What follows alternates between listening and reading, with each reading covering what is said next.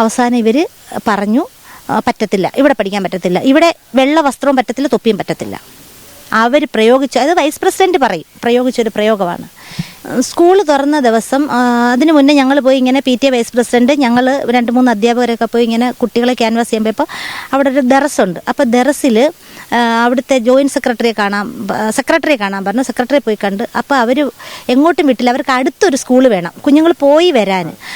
അപ്പോൾ ടീച്ചർ എന്തായാലും കാര്യമായി, പ്ലസ് ടു വരെയുള്ള സ്കൂളാണല്ലോ. അപ്പോൾ ഞാൻ ചോദിച്ചു, നിങ്ങൾ എന്നും വരുമോ? എന്നും വരുന്ന കുട്ടി, എനിക്കും അത് ചോദിക്കാൻ റൈറ്റ്സ് ഇല്ല, പക്ഷേ ഞാൻ ചോദിച്ചെന്ന്.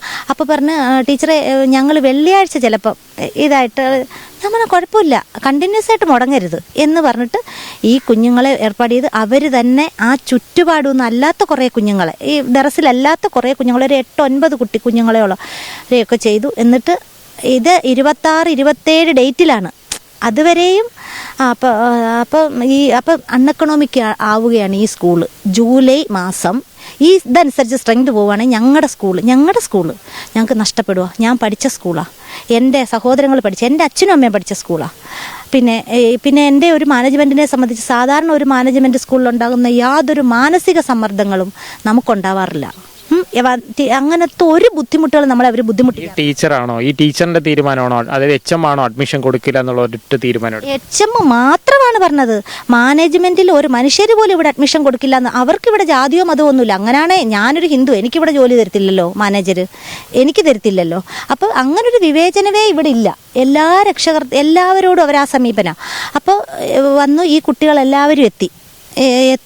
ഞങ്ങൾ ബസ്സിൽ വന്ന ബസ്സിൽ കയറി ഈ ടീച്ചർ ഞാനിവിടെ സ്കൂട്ടറിൽ വന്നു. മഴ എന്നോ ഈ കുഞ്ഞുങ്ങളെല്ലാം വന്ന് ഇവിടെ വന്ന് കഴിഞ്ഞപ്പോഴേ ഈ ടീച്ചറുടെ പെർഫോമൻസ് നിങ്ങൾക്കറിയണമെങ്കിൽ വന്ന രക്ഷാകർത്താക്കളോടോ PTA വൈസ് പ്രസിഡന്റിനോട് ചോദിക്കണം. ഞാൻ പറയുമ്പോൾ ഞാൻ അകത്ത് നിൽക്കുന്ന ഒരു ടീച്ചറാണ്. അപ്പോൾ വന്നിട്ട് ഇവരിവിടെ എല്ലാം നടന്ന് ബഹളം വെച്ച് എന്തൊക്കെയോ അങ്ങ് അലയ്ക്കുക. ഇത് കഴിഞ്ഞ് സ്റ്റേജിൽ കയറി ഇവിടുത്തെ മാനേജ്മെൻറ്റ് പ്രതിനിധി, ലോക്കൽ മാനേജർ അച്ഛനാണ് മെഴുകുതിരി കൊടുത്ത് ഈ കുഞ്ഞുങ്ങളെല്ലാം വരവേറ്റ്. ഞാനിവിടെ ആ സ്കൂൾ ബസ് ഞങ്ങൾ വരുമ്പോൾ അതിനകത്ത് വിരലിലെണ്ണാവുന്ന കുഞ്ഞുങ്ങളെ ഉണ്ടായിരുന്നുള്ളൂ. ഈ കുഞ്ഞുങ്ങളെത്തിയപ്പോൾ അതൊരു മനോഹരമായി, അതങ്ങ് നല്ല ഹാളൊക്കെ നിറഞ്ഞ് നല്ല ഭംഗിയായി. അത് കഴിഞ്ഞിട്ട് അഡ്മിഷൻ എടുക്കാനായിട്ട് ഞാൻ ചെന്ന് പറഞ്ഞു, ടീച്ചറെ അഡ്മിഷൻ എടുക്കണ്ടേ, എനിക്കിപ്പോൾ സൗകര്യമില്ല, ഇച്ചിരി കഴിയും. അങ്ങ് പോയി PTA വൈസ് പ്രസിഡന്റ് എന്ന് പറഞ്ഞു, ഈ കുഞ്ഞുങ്ങളെ ബുദ്ധിമുട്ടിക്കല്ലേ. അവർ കുഞ്ഞുങ്ങൾ രാവിലെ വന്നേൽ പറഞ്ഞ് വന്നിരുന്നിട്ട് പറഞ്ഞു, ഒരു കാര്യം ചെയ്യും, എല്ലാം കൂടെ കൊണ്ടുവരാൻ പറഞ്ഞു. അപ്പോൾ ഫോം ഫില്ല് ചെയ്ത്, നമുക്കറിയാമല്ലോ, നിങ്ങൾക്കറിയാമല്ലോ, സാധാരണ ഓൺലൈനിൽ വന്ന എല്ലാ സ്കൂളും അഡ്മിറ്റ് ചെയ്യും. ഇവിടുത്തെ ടീച്ചർക്ക് ഹാർഡ് കോപ്പി വേണം. ഞാൻ അത് അവരോട് പറഞ്ഞ് ഹാർഡ് കോപ്പി എല്ലാവരും കൊണ്ടുവന്ന്, TC hard copy, Aadhaar, birth certificate, അപേക്ഷാ ഫോം, ഇത്രയും സംഭവമായിട്ട് അവരിവിടെ വന്നു. 2 ആണുങ്ങൾ, അതിനകത്ത് ഒരാളെയാണ് സാർ ഇപ്പോൾ വിളിച്ചത്. അകത്തോട്ട് കയറി. ലോകത്തൊരു സ്കൂളിലും നടക്കാത്ത തരത്തിലുള്ള ബഹളം. അപ്പോഴത്തേക്ക് അച്ഛനങ്ങ് പോയായിരുന്നു, ഉദ്ഘാടനം ചെയ്തിട്ട്. അദ്ദേഹത്തിന് വേറെ കാര്യമുണ്ടല്ലോ. പറ്റത്തില്ല, നടക്കത്തില്ല. അപ്പോൾ ഇവർ തിരിച്ചിറങ്ങി വന്ന്, ടീച്ചറെ ഇവർക്ക് പറ്റത്തില്ലെന്നാണ് പറഞ്ഞു. ഞാൻ പറഞ്ഞു, ഒന്ന് ക്ഷമിക്ക്, ഞങ്ങളൊന്ന് സംസാരിക്കട്ടെ. PTA വൈസ് പ്രസിഡന്റ് സംസാരിച്ചു. സാറേ, എനിക്കത് പറഞ്ഞറിയിക്കാൻ പറ്റത്തില്ല എന്തുവായിരുന്നു ഇവിടെ നടന്ന കാര്യങ്ങൾ.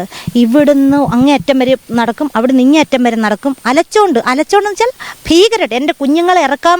കുഞ്ഞുങ്ങൾ കണ്ടുകൊണ്ടിരിക്കുക ഈ കാര്യങ്ങൾ മുഴുവൻ. അവസാനം ഇവർ പറഞ്ഞു പറ്റത്തില്ല, ഇവിടെ പഠിക്കാൻ പറ്റത്തില്ല, ഇവിടെ വെള്ള വസ്ത്രവും പറ്റത്തില്ല, തൊപ്പിയും പറ്റത്തില്ല. അവർ പ്രയോഗിച്ചു, അത് വൈസ് പ്രസിഡന്റ് പ്രയോഗിച്ചൊരു പ്രയോഗമാണ്. അത്രയ്ക്കും മാനസിക പീഡനം HM, അത്രയ്ക്ക് മാനസിക പീഡനം. ഇവിടെ ഓരോ അധ്യാപകർക്കും ഉണ്ട്. പക്ഷേ ഇപ്പോൾ എൻ്റെ അധ്യാപകരോട് ചോദിച്ചപ്പോൾ എൻ്റെ അധ്യാപകർ എന്നോടും, ടീച്ചറെ ഒരു പ്രാവശ്യം പറഞ്ഞുകൊണ്ട് ഞങ്ങൾ വന്ന് കയറി കുറേ അനുഭവിച്ചു, ഇനി ഞങ്ങൾ പറയത്തില്ല. ഞാൻ പറഞ്ഞു, ഞാൻ മരണം വരെ അനുഭവിച്ചാലും പറയും, പറഞ്ഞല്ലേ പറ്റൂ, ആരേലുമൊക്കെ പറയണ്ടേ, ഇനിയും സഹിക്കണം. അങ്ങനെ സഹിക്കുന്നതിലല്ല സാറേ, നമുക്കവരിയ്ക്കുന്നതിലും അല്ല, പക്ഷേ ഇത് പറ്റുന്നില്ല. നമുക്ക് വരാനൊരു സന്തോഷമില്ല, സമാധാനമില്ല. ഇവിടെയുള്ള കുട്ടികളെ വേർതിരിച്ച് കാണാൻ മുസ്ലിം കുഞ്ഞുങ്ങളില്ല ഇവിടെ ഇല്ല, മനസ്സിലായി. നേരത്തെ ഒരു ടീച്ചർ ഇങ്ങനെ കുറേ കുഞ്ഞുങ്ങളെ കൊണ്ടുവന്നിരുന്നു. ആ ടീച്ചർ അതിൻ്റെതായ ബുദ്ധിമുട്ടുകൾ നേരിട്ട് ആ ടീച്ചർ സർവീസിൽ നിന്ന് പുറത്തു പോകേണ്ട അവസ്ഥ വന്ന് ആ ടീച്ചർ പോയി. ജോലി പോകുന്നവർ അതിന് എന്തെങ്കിലും നിങ്ങളാൽ കഴിയുന്നത്, നിങ്ങളെ കൊണ്ട് എന്ത് ചെയ്യാൻ പറ്റുമെന്ന് വെച്ചാൽ ആ ടീച്ചർക്ക് ചെയ്തു കൊടുക്കുക. അത് കഴിഞ്ഞിട്ട് കുറേ വഴക്കിട്ട് പ്രശ്നം ഉണ്ടാക്കി ഈ രക്ഷകർത്താക്കളെ എൻ്റെ കുഞ്ഞുങ്ങൾ വിശന്ന് അവിടെ നിൽക്കുക 2 മണി വരെ. ചോറ് കഴിക്കാൻ ആ കുഞ്ഞുങ്ങളെ സമ്മതിച്ചില്ല, അത്രയും പേർക്ക് ചോറ് വെച്ചിട്ടില്ല. മനുഷ്യത്വമല്ലേ. അവസാനം അവർ ഞങ്ങളുടെ ബസ്സിൽ തന്നെ കയറ്റി ആ കുഞ്ഞുങ്ങളെ കൊണ്ടുപോയി. ആ രക്ഷകർത്താക്കൾ രാത്രി 9 മണി 9:30 മണി വരെ ഈ കുഞ്ഞുങ്ങൾ, ആ സെക്രട്ടറി ഉണ്ടല്ലോ, ആ പുള്ളിയെ വിളിച്ചു. ടീച്ചർമാരെ കുറിച്ച് എന്തൊക്കെ പറയാവോ അത് മുഴുവൻ പറഞ്ഞു. ആ ടീച്ചർ മോശം, ഈ ടീച്ചർ 100% വിജയമുള്ള സ്കൂളാണ് ഞങ്ങളുടെ. അപ്പോൾ ഇതൊക്കെ മാനേജ്മെൻറ്റിനെ അവരോടൊക്കെ എന്തിനാ സാറേ എന്തോ പറയണ്ടേ, നമ്മുടെ ഇത് കിട്ടുമല്ലോ ഫിറ്റ്നസിൻ്റെ കാര്യം. ഈ വരുന്ന രക്ഷകർത്താക്കളോട് എന്തിനാ, ഫിറ്റ്നസ് കിട്ടിയിട്ടില്ല ചിലപ്പോൾ സ്കൂൾ പോകും, അതെന്തിനാ അവരോട് പറഞ്ഞ ഫിറ്റ്നസ് കിട്ടി നമുക്ക്, അത് മാനേജറുടെ ജോലിയല്ലോ ഫിറ്റ്നസ് മേടിക്കാന്നുള്ള. എന്നിട്ട് ഇതെല്ലാം കഴിഞ്ഞിട്ട് അവരെ രാത്രി 9:30 വിളിച്ചിട്ട് പറഞ്ഞു, TCക്ക് എവിടെയാണെന്ന് വെച്ചാൽ പറഞ്ഞു, ഞാനിപ്പോൾ TC വിടും, എനിക്കിത് തുടർന്നുകൊണ്ട് പോകാൻ പറ്റത്തില്ല.